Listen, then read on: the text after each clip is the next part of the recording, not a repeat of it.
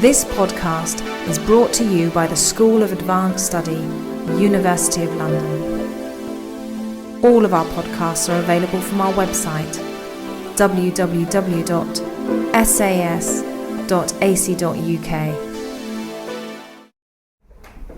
I'd like to welcome you to the second in our 5 seminars organized by Chase, and introduce to you Professor Rolando Minuti, who's Professor of Early Modern History at the University of Florence, and who's worked on a very considerable range of subjects. At the moment he works on Montesquieu, but in the past he's written a book on tolerance, the idea of tolerance in French culture, a fascinating book in which he brings out the absurdities to which the idea of tolerance in the West very frequently led missionaries who were only too delighted to be admitted into China, but who were furious if anybody else was tolerated in China, paradoxes in that description.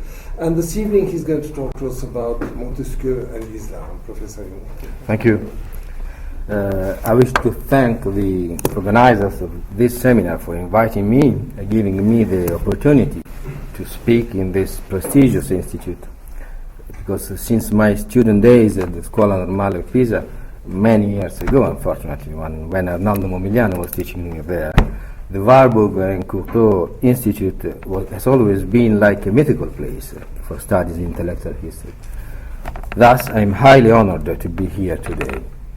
I also apologize for my less than perfect pronunciation in English, which makes it necessary for me to read my paper instead of delivering it extempore. So many thanks indeed. The subject of my talk is Montesquieu's thought on Islam.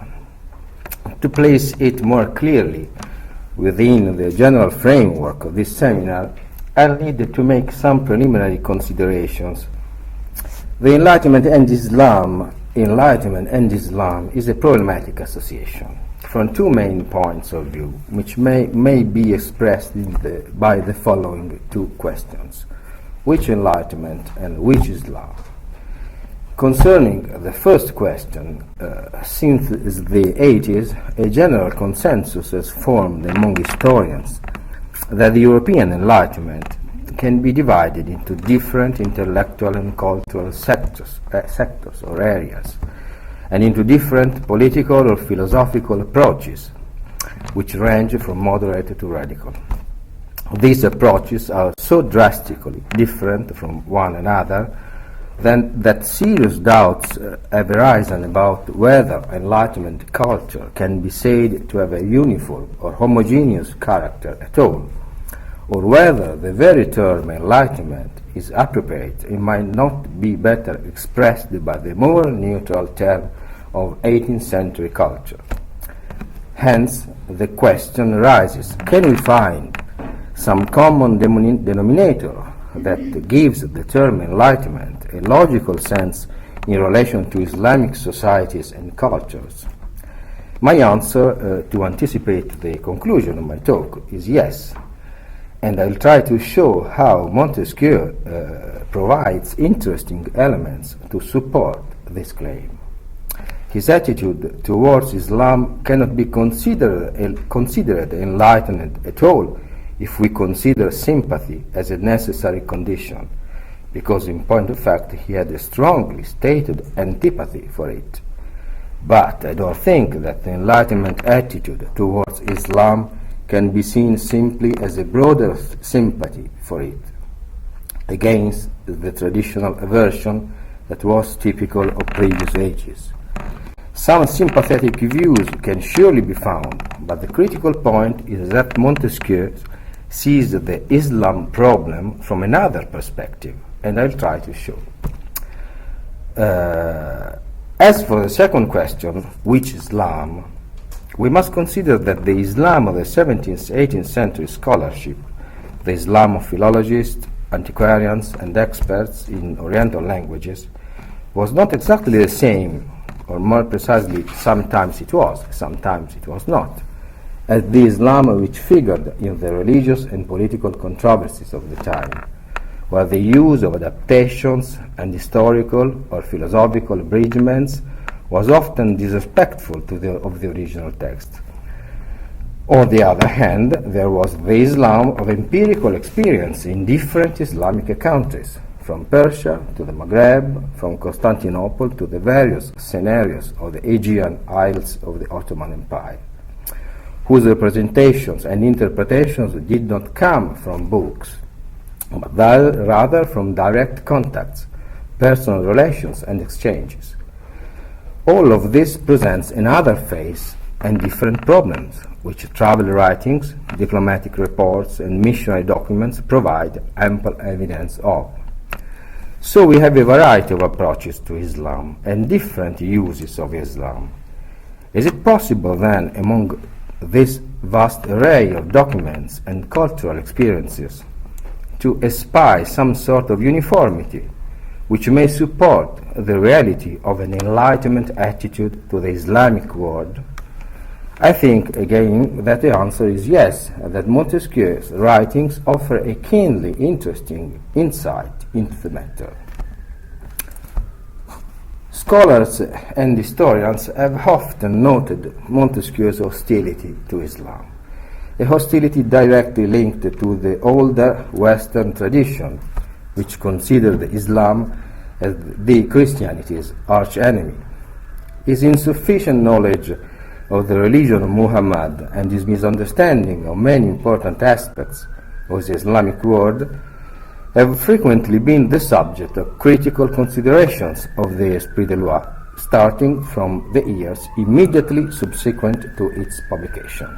A sound scholar like Anquetil du Perron, Abraham Hyacinthe Anquetil du Perron, for instance, published his Législation orientale in 1778 precisely in order to contest Montesquieu's interpretation of the political category of Oriental despotism, and above all to protest against the application of this term and concept to Islamic governments and societies. Similar criticism, though not as energetically stated, can be found in other 18th century writers and scholars, and since then consistently up to our own time, as in scholars like Paul Vernier, for instance, or more recently Hamad Gan.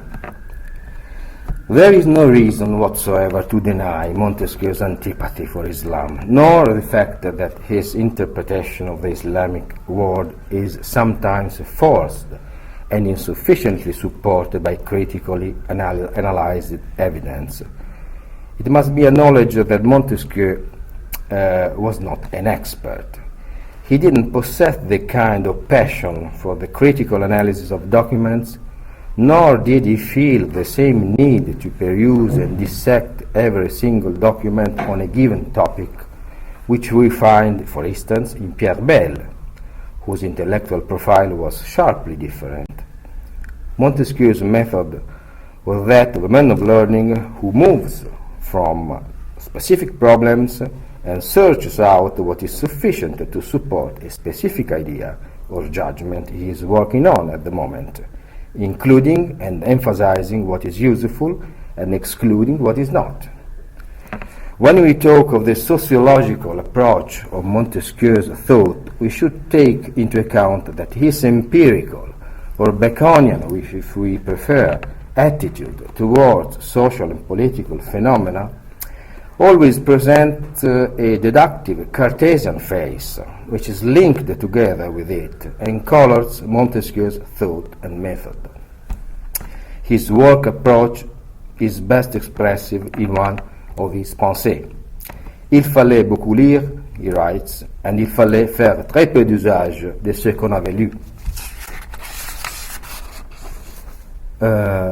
I just remark on this point that one of the tasks involved in the critical edition of Montesquieu's works, published by Garnier Classique and École Normale de Lyon, a project in which I too am involved, is to highlight the many details of his real façon de travailler.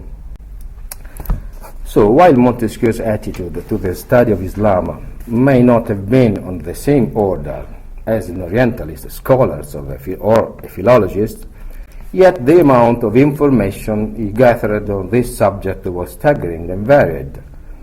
and the early interest he manifested in his writings remained remarkable throughout his intellectual life. His shelf of books concerning Islam, not limited to the library of the Château de la Brède, his family residence and birthplace, is far from small.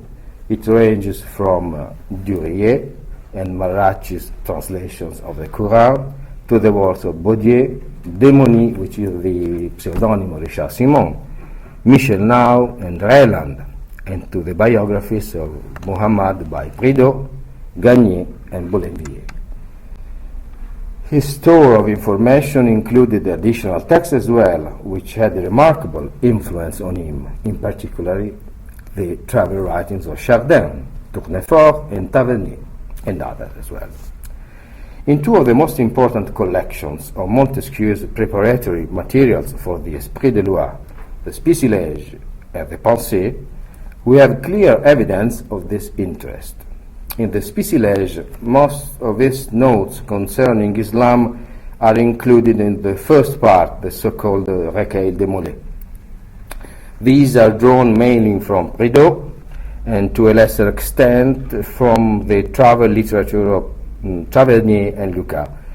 And other notes on Turkish religion are drawn mainly from Dutch Gazette, one of the best, the most suited sources of Montesquieu for contemporary Europe.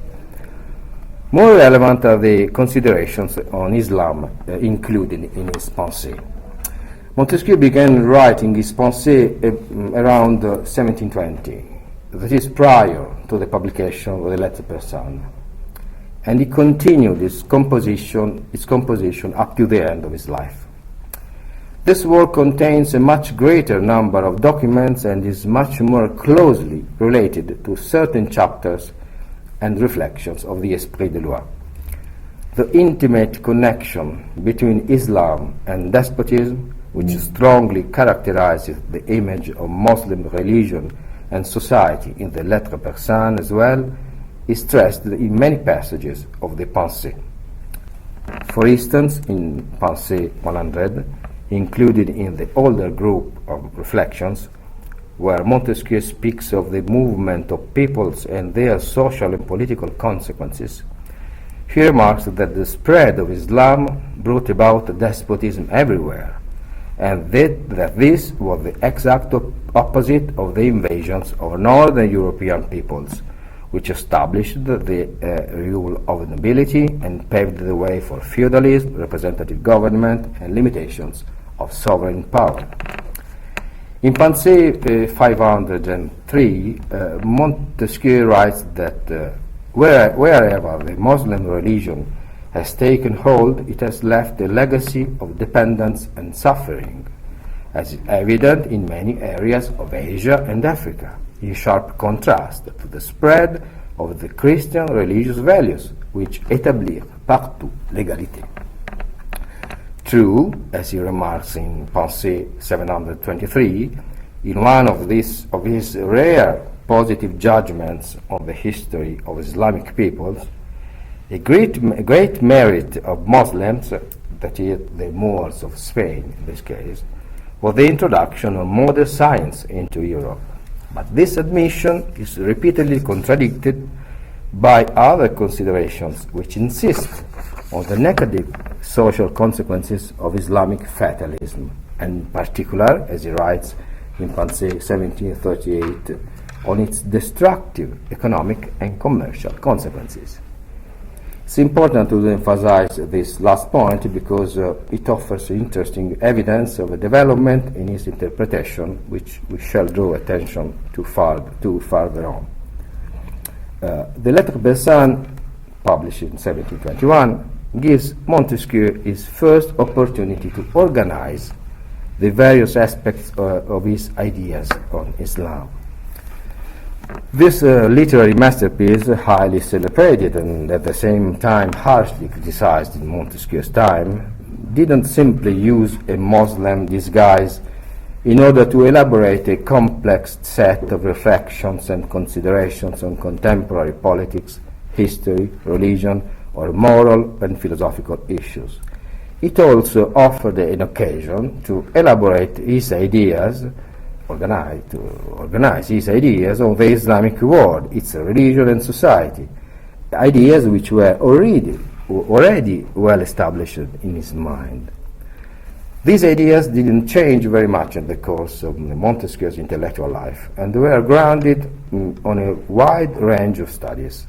A great scholar like Paul Vernier rightly acknowledged that we should not underestimate l'ample matière qui fait l'infinie richesse des lettres personnes. More generally, certain basic ideas on the connection between Islam and despotism and the very representation of the political geography of despotism remain stable in Montesquieu's thought. In the words of Paul Hazard, the Lettres Persanes is a typical document of the crisis of European conscience.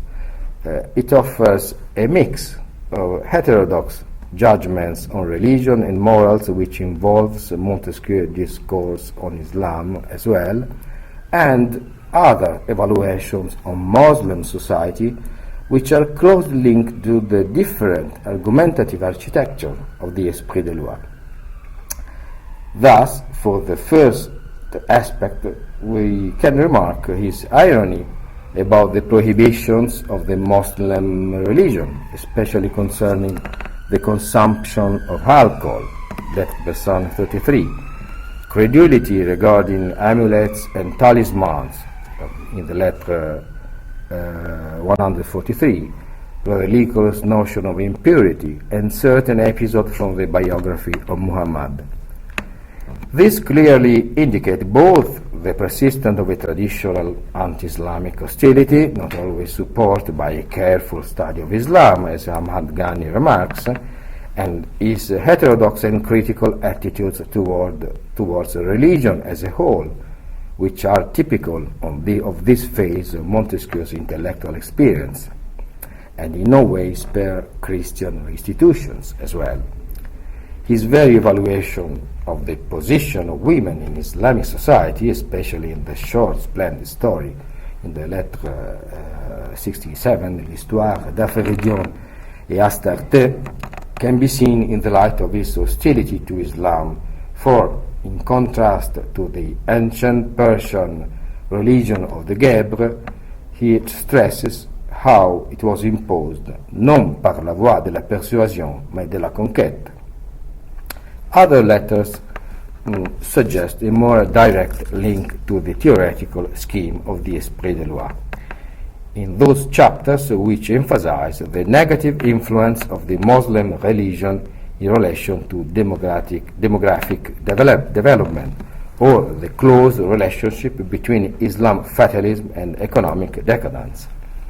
In other words, we note in these letters a sharper tendency to consider religion as a social factor, which in the Esprit de Loi becomes the core of Montesquieu's argumentation. In this respect, we should bear in mind that an essential methodological premise, which Montesquieu clearly expresses and carefully tries to observe in his entire treatment of religion, is what he writes in two almost identical critical passages in the chapter 1, book 24, and in chapter 9, book 25 of the Esprit de Loi, namely, nous sommes ici politiques et non pas théologiens. This was not a merely defensive tool employed to treat religious topics without incurring censures by the Sorbonne and the Congregation of the Index. In point of fact, the reaction of the religious establishment was harsh, particularly by the Jansenists and their journal, the Nouvelle Ecclésiastique, to which Montesquieu reacted in his Défense de l'Esprit de Loi. Montesquieu's assertion that here we are acting as politicians and not theologians emphatically posited the methodological orientation which enable us to better understand his treatment of Islam. This assertion is well expressed in another important passage in chapter 1, book 24. Je n'examinerai donc les diverses religions du monde que par rapport au bien que l'on en tire dans l'état civil. Soit que je parle de celle qui a sa racine dans le ciel, that is Christianity, ou bien de celles qui ont la leur sur la terre, which is to say that absolute precedence is given to the social importance of religion, any religion, including the true religion of Christianity, and not the philosophical or theological disquisitions concerning articles of faith, the problem of truth, etc., and notwithstanding possible mistake, misrepresentation, or lack of erudite knowledge. As we said, there is a direct link between the Lettres persanes and the Esprit de Loi in relation to Muslim societies, in the strong association between Islam and despotism. This becomes quite clear from the very first chapters of the Esprit de Loi. If fear was recognized as the driving force of despotic governments, Islam could be considered as a fear added to fear, une crainte ajoutée à la crainte, he writes in chapter 14, book 5. Montesquieu wrote that the idea of submission, one of the essential principles of Islam, explained le respect étonnant qu'ils, Muslim peoples, ont pour leur prince. In the final chapters of the Esprit de Loi, Montesquieu insists on this idea, already present in other parts of his work, in his comparison of Christianity and Islam, chapter 3, book 24, remarking that Christianity was the religion best suited for moderate governments, and Islam the religion best suited for despotic governments. Here he clearly expresses an appreciation for the social utility of Christianity and the idea that Christianity created an effective barrier against the spread of despotism and Islam in the world. This judgment includes a wide variety of observations on society, manners, and laws, whose main goal is to explain what we may call the phenomenology of the relationship between Islam and despotism. Climate and natural environment are the first elements which enable Montesquieu to transcend the observations he already introduced in the Lettres persanes and to establish more solid criteria of explanation. Thus, he indicates the Arab climate to explain the prohibition against alcohol. This rule was not unnatural or artificially imposed by Muhammad, chapter 10, book 14, but one that could be easily be connected in Montesquieu lexicon language to the raison naturelle. What stands out in this passage is the linkage of a religious precept to the social structure of a people, and the more or less serious consequences for its stability. The conformity of the alcohol prohibition with the Arab climate parallels what Montesquieu writes about polygamy, in order to justify his statement, which had been harshly criticized by Jesuits and Jansenists, that the law of polygamy is a matter of calculation. La polygamie est une affaire de calcul. This was the title of chapter 4, book 16, which appeared in the first edition, 1748, of the Esprit de Loi, and which was afterwards modified in the posthumous 1757 edition, just in response to ecclesiastical opposition. In unfolding his original assertion in the Défense de l'Esprit de Loi, Montesquieu insists on the fact that moral condemnation should always be separated from an analysis of conformity to the natural and social context, and from the observation of the consequences within a particular context. His thought is summarized in a very lucid sentence. Dans tout ceci, je ne justifie point les usages, I don't justify, mais je rends les raisons. This clarification is crucial from evaluating his general approach to the Islamic world. Thus, if polygamy in a wider sense was a censorable practice, the first goal of the political observer of religious customs was not to condemn it in absolute terms, but to explain it in relative terms and to discover the reason of their presence. In Montesquieu's thought, this could help to explain another related phenomenon, that of the more successful spread of Islam with respect to Christianity in Asian countries, where polygamy was more consistent, in his opinion, with the natural environment. Chapter 2, Book 16.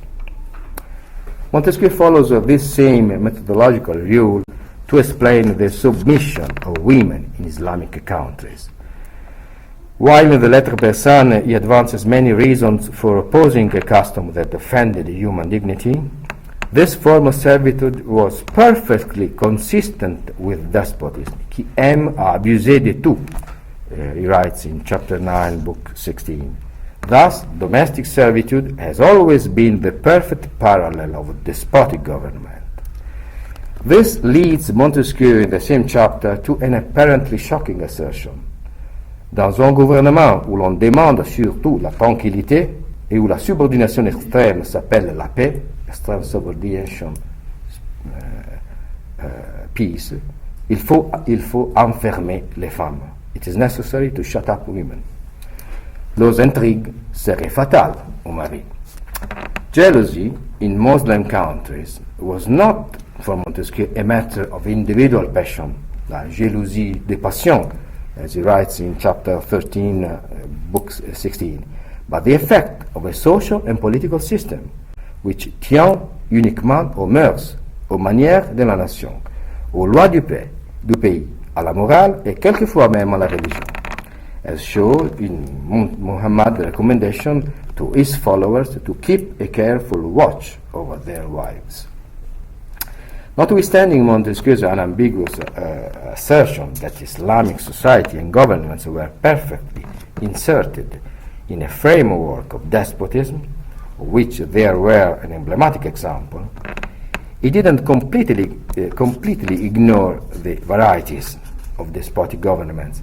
His idea of despotism is not exactly an elementary scheme applied to extremely diverse societies and political systems, as some of his harsh critics, like Anquetil Duperron, for instance, and others, frequently stressed. He explicitly recognized the great differences which subsisted among various despotic governments. Quoique le gouvernement despotique dans sa nature soit partout le même, he writes, cependant des circonstances, une opinion de religion, un préjugé, des exemples reçus, un tour d'esprit, des manières, des mœurs, peuvent y mettre des différences considérables. Chapter 29, book 12. In this same chapter, he highlights this observation with a quick comparison of Chinese government, a problematic political reality for Montesquieu, notwithstanding its inclusion in the framework of despotism, with the Arab states subsequent to Muhammad. Montesquieu is always careful to point out particularities and differences in the wide varieties of customs and rules, as it was the main goal of the L'Esprit des Lois to explain. This attitude is typical of one of the two main facets of his argumentative styles. In fact, on the one hand, there is an insistence on nuances and shades, and on the other, the tendency to express concepts in lapidary phrases, like the famous one concerning the nature of despotism with reference to the savages of Louisiana. Quand les sauvages de la Louisiane veulent avoir du fruit, ils coupent l'arbre au pied et cueillent les fruits. Voilà le gouvernement despotique, which constitutes the entire content of chapter 13, book 5, and entitled Idée du despotisme. A fascinating and original style for many contemporary and later readers, an irritating one for others, such as Voltaire, for instance, who roundly denounced it, especially in his Commentaire de l'Esprit des Lois. Montesquieu also recognizes, though not to any great extent or depth, depth of analysis the existence of divisions, differences, and varieties within the Islamic framework, such as that between the Sunni and Shia Muslims, and as in his observation in Lettres Persan 60, drawn from one of his preferred sources, Travels in Persia by Jean Chardin. But it doesn't really attract his attention, and this reference to Chardin's text is emphasized in this case, for Chardin gives much greater relevance to this topic, and it does also to the topic of Persian tolerance, a remarkable aspect of Chardin's presentation, which doesn't affect Montesquieu's image of Persian despotism. He does remark, however, that under the Ottoman Empire, the Islamic religion could soften the negative effects of despotic and corrupt government. C'est la religion, he writes, qui corrige un peu la constitution turque. Les sujets qui ne sont pas attachés à la gloire et à la grandeur de l'État par honneur le sont par la force et par le principe de la religion. Chapter 14, Book 5. More generally, Muhammad's teaching in the Quran had positive effects in reducing conflicts within the Arab world. He writes in chapter 17, book 24. These positive effects were nevertheless counterbalanced by Montesquieu's reflection concerning the transformation of the Arab people, previously a mainly merchant community, into a national conquerors, chapter 16, book 21, and carriers of despotic infection. Anyway, Muhammad didn't transform, in his opinion, a peaceful nation into a nation of warriors, since this had already taken place. La nature, that is the natural reasons in his methodology, which he always advances as the prime element for explaining manners, customs and laws. La nature avait destiné les Arabes au commerce. Elle ne les avait pas destinés à la guerre. Mais lorsque ces peuples tranquilles se trouvèrent sous les frontières des Parthes et des Romains, ils devinrent les auxiliaires des uns et des autres. It was therefore the Roman wars that changed the Arab character and mentality, and this carries again his argumentation towards its criticism against the Roman Empire, which is another important topic in the Esprit des Lois. What Muhammad did was to infuse this already warrior nation with a religious enthusiasm, which transformed it into a nation of conquerors. Aelius Gallus, the prefect of Roman Egypt during the reign of Augustus and the leader of the expedition to Arabia Felix, as reported by Strabo, Aelius Gallus les avait trouvés commerçants. Mahomet les trouva guerriers. Il leur donna de l'enthousiasme et les voilà conquérants. C'est le chapter 16, book 21. Thus, Montesquieu is careful to observe that under Islam certain precepts may be considered useful, while others run absolutely counter to the goals of human society. This is especially the case concerning economic activities, where the contemplative and fatalistic attitude which Montesquieu considers an essential element of Muslim societies comes negatively into play. Les hommes étant faits pour se conserver, pour se nourrir, pour se vêtir et faire toutes les actions de la société, la religion ne doit pas leur donner une vie trop contemplative. Les mahométans deviennent spéculatifs par habitude. Ils prient 5 fois le jour. Et chaque fois, il faut qu'ils fassent un acte pour lequel ils jettent derrière leur dos tout ce qui appartient à ce monde. Cela les forme à la spéculation.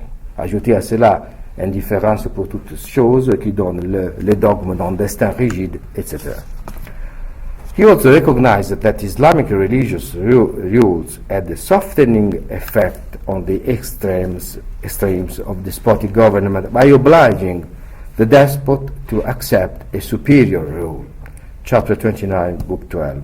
But he also notes that this effect was counterbalanced by the more general consideration that Quranic rules were an extremely effective tool for consolidating the tranquillité, the social quietude and passivity, which is a fundamental psychological and social problem. Montesquieu thought of despotic government. La racine, the root of despotism is on the peace, of the tranquility, the less of criticism. Again, in the important chapter 29, book 12, he remarks that it is useful under despotic governments for religious rules to compensate the lack of civic rules.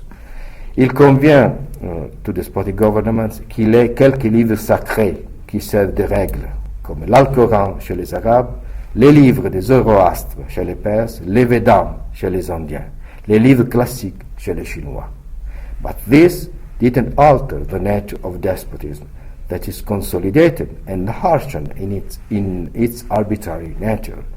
Les codes religieux suppléent au code civil et fixent l'arbitraire. What gave an even darker color to this picture was, as Montesquieu explained in chapter 2, book 25, the idea of every Muslim that his people was substantially superior to all other peoples, and in addition the radically intolerant nature of Islam, which he considers a distinctive trait of that religion, quite different from what could be observed in all other Asian nations, because, he writes, tous les peuples d'Orient, excepté les Mahométans, croient toutes les religions en elles-mêmes indifferentes. He writes in chapter 15, book 25. For European civilization, a term Montesquieu doesn't use, but whose notion he clearly perceives, it was a sheer stroke of luck that nature and climate had erected tall barriers to halt the spread of religions from one geographical location to another. These barriers were surely a misfortune for the spread of Christianity, with some notable exception as in the case of Ethiopia, but they also acted as a fundamental check against the spread of Islam. We should remark concerning precisely the reference to Ethiopia, that exception were another typical element in Montesquieu's style of argumentation. It isn't rare for Montesquieu, mainly in the Esprit de Loi, to cope with problem of consistency or consequentiality in his argumentation by exploiting the possibility of exceptions.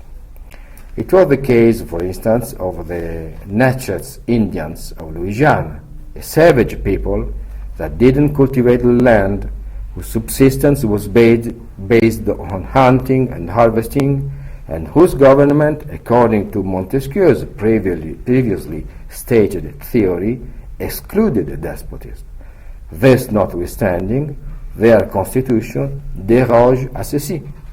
Leur chef dispose des biens de tous ses sujets et les fait travailler à leur fantaisie. Il est comme les grands seigneurs. That is quite similar to despotic government. Likewise the Tartars, a barbarian people whose subsistence was grounded in cattle breeding and whose government too excluded despotism, and therefore should have favored limited authority in a way similar to that of the Germanic peoples, who brought freedom to the lands that they conquered, etc. All that notwithstanding, the Tartar government was despotic and introduced despotism in the lands they conquered, China and Russia. This constituted a notable exception, another notable exception in Montesquieu's theoretical architecture, which he explicitly admits, remarking that the Tartars were les peuples les plus singuliers de la terre, the most singular people on earth. Let us then return to Montesquieu's view of Islam. Basically, we can agree with many of the insistent criticism, ancient and modern, of Montesquieu's ideas on despotism and Islam. Montesquieu was not sufficiently informed about Islamic institutions, because if he had been, his ideas about the despotism would have been correct. We can also agree that he didn't sufficiently develop his idea, advanced in chapter 29, book 12, that the Quran could temper the effect of despotism and correct within Islamic societies what he defines mainly in chapter 6, book 17, as the esprit de servitude, which characterizes the political character of all Asia and differentiates it from Europe. We can agree so with Paul Vernier that the image of Islam in Montesquieu is reducible to that of un monde redoutable, dominé par une religion ritualiste et fataliste, gouverné par des despotes incultes et paresseux, voué à d'incessantes révolutions et à une irrémédiable décadence économique. To sum up his radically negative opinion of Islam, with few attenuation, is not under discussion. It is perfectly consistent with the theoretical architecture of the esprit de loi and the nature and principle of despotic government. His idea from this point of view can be considered as more connected to his representation, is more connected to the older anti-Islamic prejudice, the heritage of religious struggle, than to new attitudes of Enlightenment culture, which marks, as in Voltaire's C'est sur les mœurs, Gibbon's Decline and Fall, Sale's preliminary discourse to his celebrated translation of the Quran, and others, an evolutionary shift away from that older attitude. But if we limit ourselves to adopting this position, we shall fail to see what is critical, in my opinion, of the Enlightenment attitude toward Islam and towards the relationships between religion and society in more general terms. We shall fail to see, in other words, what is common between the differences of judgment, sometimes strong, between Montesquieu and Voltaire, between Gibbon and Condorcet, and so on, because the new issue was no longer the religious problem alone, from a theological, philosophical point of view. The problem of the imposture of Muhammad, or the similarities between Islam and some of the conflicting groups of the Christian family, with a whole variety of ideological approaches which that involved. The new ideological issue focused on the history of society, its structure and evolution in a comparative and universalist perspectives, on the notion of civilization, which Voltaire, for instance, clearly conceived, and which explains his change of attitudes towards Islam from Mahomet ou le fatalisme, published in 1736, to the Essai sur les mœurs, 1756.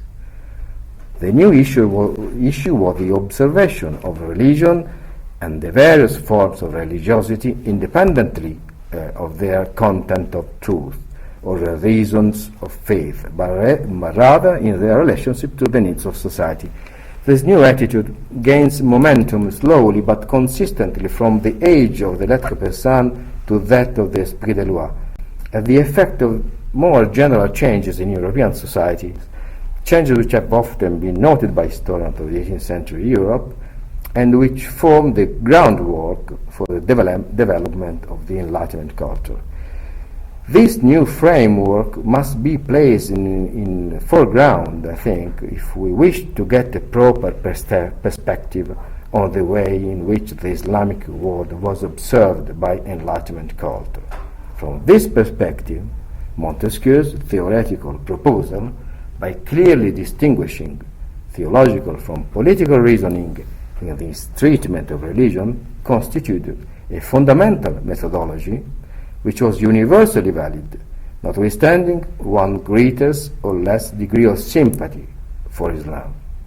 A sympathy, in any case, which in any case was less widespread in Enlightenment culture than some modern critics seem to believe. It was precisely this new approach that some Catholic Orthodox critics failed to see, A prime example of this was the Catholic theologian Nicolas Sylvestre Berger, who, toward the end of the century, criticized Enlightenment values all down the line.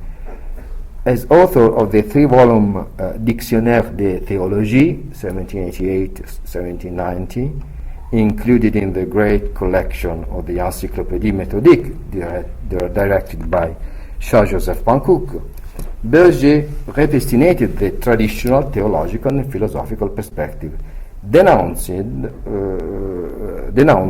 those who were sympathetic towards Islam, thinkers such as Boulainvilliers, George Sale, and Voltaire, were variously linked to the deist context and variously infected by a positive attitude toward the so-called imposture of Muhammad, and praising those who had denounced the so-called perverted nature of Islam, such as James Porter, François de Thou, Constantin François Volney, etc. In this latter category, Berger placed Montesquieu's writings as well, appreciating his negative representation of Islam. But this division of 18th century attitudes toward Islam into two opposite camps, as the result of recognizing the religious and theological issue as the fundamental one, was precisely the approach that Montesquieu tried to discard. That is, the overlapping of theological and historical reasons in treating political subjects, and the proposition of the substantial preeminency of the first one, failing to see what enlightened culture, in its essential secular approach to religion, notwithstanding the fact that some author could be Catholic, as Montesquieu never denied to be, or Protestant, deist or unbelievers, moderate or radicals, proposed as a new shared value. Thank you very much.